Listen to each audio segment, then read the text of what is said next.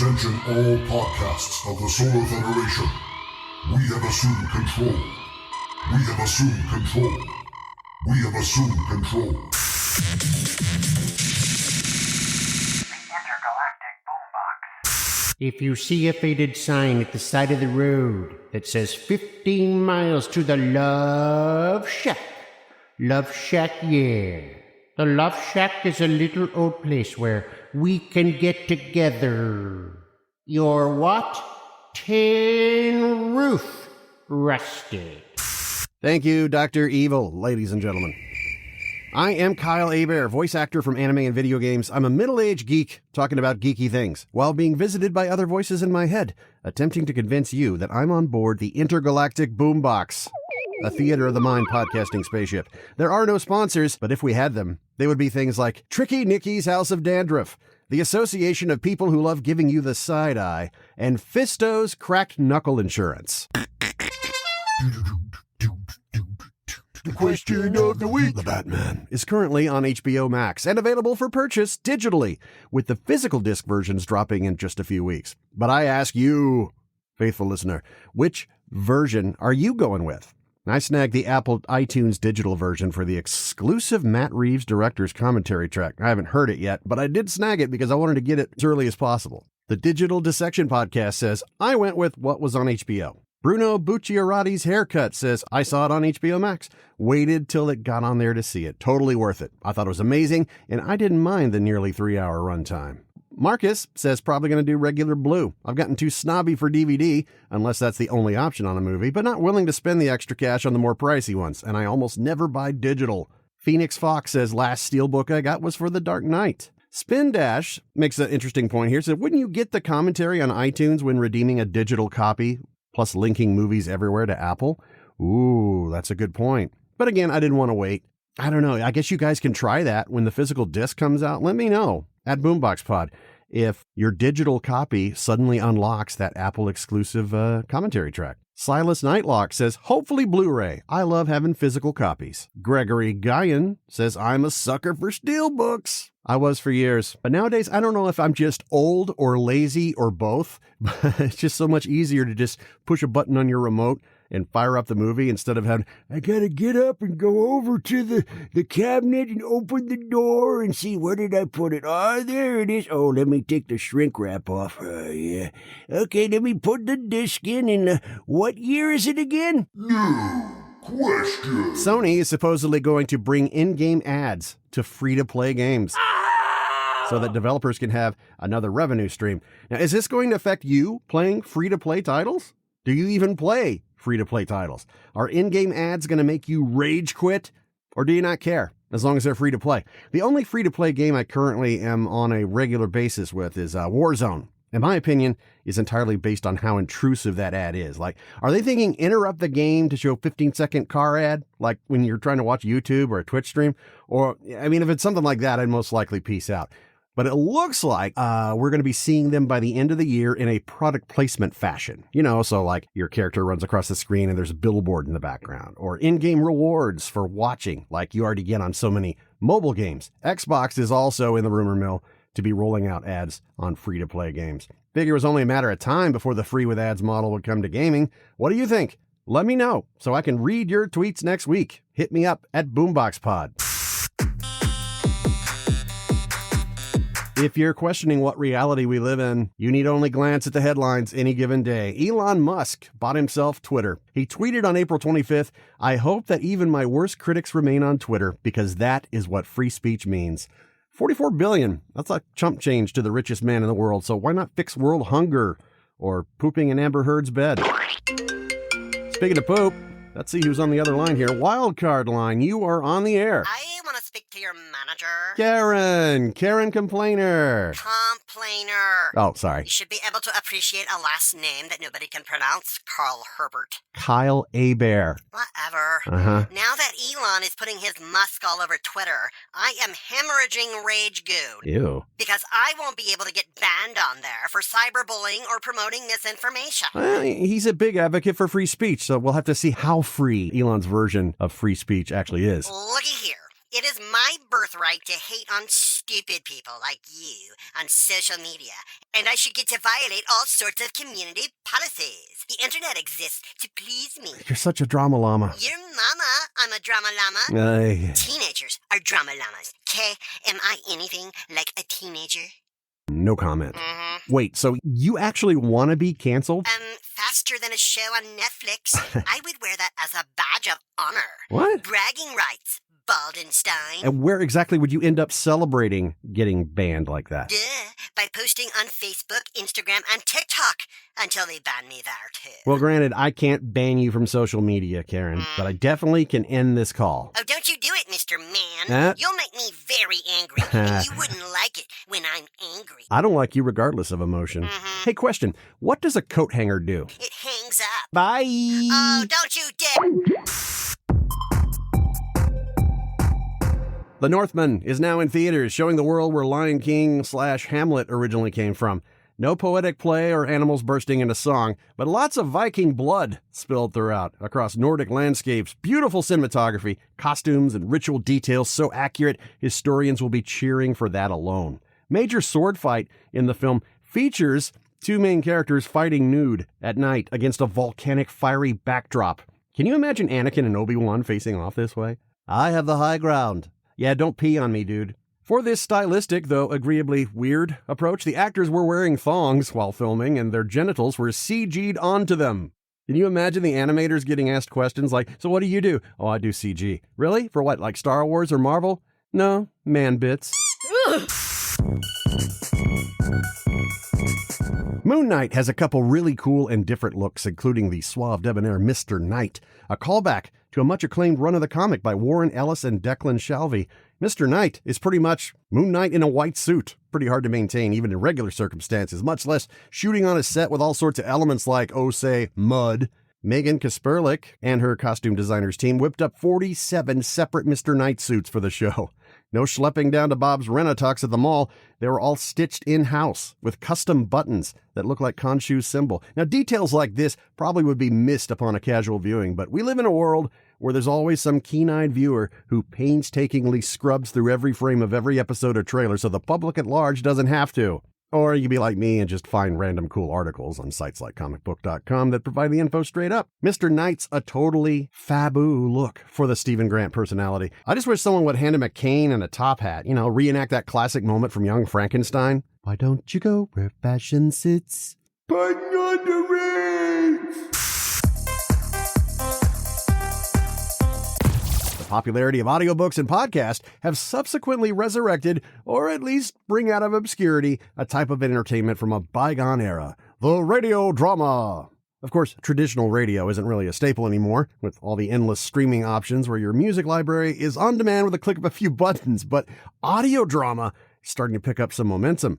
Of course, the ones getting coverage tend to have the ones with celebs in the cast. And like with cartoons, I have the same stance. Guys, would you mind just staying in your part of the playground? Let someone else have a chance? But there are always exceptions. When you get actors who shine regardless of the medium, and one that has exceeded my expectations is the Audible adaptation of Neil Gaiman's The Sandman. It's a classic epic dark fantasy comic series from the 90s. In fact, my favorite comic book series of all time. Acts 1 and 2 are currently available, with Act 3 coming later this year. Now, it's definitely audiobook length. Act 1 is 11 hours. Act 2 is almost 14 hours. And that doesn't even cover the entire run of the comics. But you do get full-on dramatization with an original score, sound effects, and a full cast, led by James McAvoy as Morpheus. No, not the badass McGee from The Matrix. We're talking about Morpheus, the Sandman, the embodiment of dream, and part of a family called the Endless. His siblings are also personifications of the human condition, such as destiny, despair, desire, delirium, destruction, and death. The story jumps all throughout history, some events well-known, some pretty darn obscure, and all of it is really compelling. This is the furthest thing from any superhero tale, though there are referential nods to Arkham Asylum or more obscure DC characters. The Sandman, it's epic, it's funny, it's tragic, it's poetic. Typical Neil Gaiman. Or in my opinion, the best Neil Gaiman. The dude even narrates the whole thing. He sounds so much like Alan Rickman, I had to do a double take. Interesting tidbits. The pandemic lockdown hit the very day James McAvoy was set to record in the studio. So the production ended up mailing him a remote recording rig, and he was directed over Zoom. Like with many other voiceover peeps, when the pandemic lockdown hit, we were all stuck at home. The director and engineers would walk us through the paces like, how do you set this up? What are we doing? Some of us had to pay money. I'm sure James McAvoy didn't, but the voice actors definitely had to upgrade their home recording setups. So the director of the Sandman audio drama, Dirk Maggs, taught James McAvoy how to basically engineer and record his own sessions. But he would direct him over Zoom, and the mix team has that daunting task of making all these separate voice files from around the world sound like everyone was recording on mic in the same room. That, of course, is a lot of extra work for studio engineers, but great for voice talent who get to just stroll into their home recording setup in their underwear, press record, and log into a recording app like Source Connect or Session Link Pro. Of course, there's more pressure than that, but you get the gist, yeah? It's not old school 1940s radio plays with, holding your hand to your ear and holding the script in your hand. This is like immersive cinematic sound design. Now, some of the cast were able to do their parts or some smaller roles recording together in London. And Dirk Maggs has been doing these radio dramas with super high production value for years, including one for Superman and Neil Gaiman's Neverwhere, which also stars James McAvoy. Pop on some headphones and check out the audio quality on this stuff. You'll see what I mean. It's not like a read-along where you follow with the comic book. Any adaptation has to reframe dialogue or descriptions to fit the medium. And I've heard expertly produced audio dramas that has no narration, and it really feels like you're just listening to the audio track of a movie or a TV show. And it can get confusing knowing what's going on, but if it's scripted right and acted right, you are there. It's really compelling. So it definitely helps to have a narrator, especially the author of the original work, narrating, keeping things grounded, almost like a table read. This audio drama version of The Sandman, it does a great job of taking the listener on that journey without them having to be exposed to the comics. So don't worry. I've never heard of The Sandman, never read an issue. I'm not going to listen to this. No. Come on. Do yourself a favor.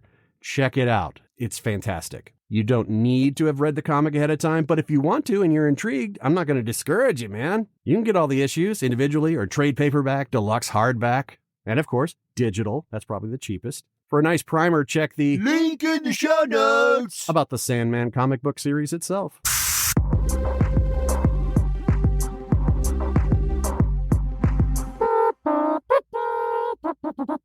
Conspiracy here, coming to you live from my top-secret underground bunker in Pahrump, Nevada. If you turn left on Third Eye Lane, you've definitely not found it. Stay paranoid, people. It's time for all the news you can't use. Page 1. I need new paper to crinkle. Sounds like a forest fire. Hey, Herbert, hand me your latest voiceover paycheck. No, man, I need to deposit that. Yes, here we go. But hey... Yeah, theater of the mind. Oh, don't give me that boo-boo lip, Kirk. Like you would actually deposit a residual check for 3 cents. No, I'd frame it. I'll frame you. So, Elon Musk bought Twitter. Hey, slow the roll, Ken. We already covered that. It's old news. But did you mention Dogecoin's value has been a roller coaster? Mostly comprised of dips? You're not one of those believers, are you? Thought buying a bunch of Dogecoin on that day would make you rich, huh? Well, the good news is I only lost $8. You lost your integrity, bud. Oh, wait, never mind. It's you. Page 2. First, companies decided to bottle something that's free in nature and sell it to you. Granted, it's treated and packaged in a material that doesn't decompose. There's a whole new industry of stainless steel water bottles that can keep your precious agua cold for a whole day. But hey, why stop there? Hydrate Spark has a smart water bottle. Yes, for $80, you get a 32-ounce bottle in silver or black that comes with an LED display around the bottom that has customizable colors to remind you to hydrate. On top of that, you get the satisfaction of knowing you have the intelligence of someone who likes collecting pet rocks. God knows there are cheaper options out there. Download an app to your phone that'll remind you to take a swig of H2O now and then. Or, I don't know, just remember to drink water, you lazy dingbat. Page 3. Want to make a living streaming content on Twitch? Well, you'd probably make more panhandling as an out-of-shape superhero on Hollywood Boulevard. My advice, don't do that either. My cousin Brucey made all of 37 cents as Dad bod Space Ghost last year. Now, meanwhile, Twitch want to sop up some more money from their users, with more ads running and subscriptions taking a long dive off a short pier straight into the septic tank. Sure, top streamers could just continue to mass exodus over to YouTube, where profit sharing is only mostly insulting. Cousin Brucey's Dad bod Space Ghost channel is ready to become the next viral sensation, if he can just figure out how to make his webcam work. Hint, you gotta plug it in. And I'm spent. That's all the news you can't use. From my dump in Pahrump. I gotta go take a wiki leak. Aw, look at the time. The Intergalactic Boombox was scotch-taped live to an unpaid seat filler of a random studio audience. Select listeners of this podcast will somehow receive complimentary tickets to the World Championship Cross-Country Thumb Wrestling Marathon. And... almost made it. It's Drew Grime from the Drew Grime True Crime Podcast. I'm Drew Grime. Yes. I'm trying to wrap up the show, man. What do you need? I wanted to tease your listeners with my next exciting tale. Okay, sure. Go ahead. Maggie Mulebucket from Rancid Rhubarb, Missouri, was an upcoming Instagram influencer, All right. taking selfies in front of random convenience store candy aisles until one day, her favorite filter zapped her right out of existence. Okay, what's her favorite filter? The one with the googly eyes. Oh, man, I love googly eyes. Me too. Did Maggie become trapped in an alternate dimension inside her phone? Maybe. Will she see an uptick in followers? Doubt it. And what about this one selfie with a candy bar that hasn't been in production since 1974? Yeah, I can't find Reese's Fast Break anymore. All these unsolved mysteries and more coming up on the Drew Grime True Crime Podcast immediately following the Intergalactic Boombox. Drew, that is literally impossible. To quote Parappa the Rapper, you just gotta believe. Remember, kids, no one can make you feel inferior without your consent. But you sure can feel superior by letting the air out of their tires. Till next time, I am out of here.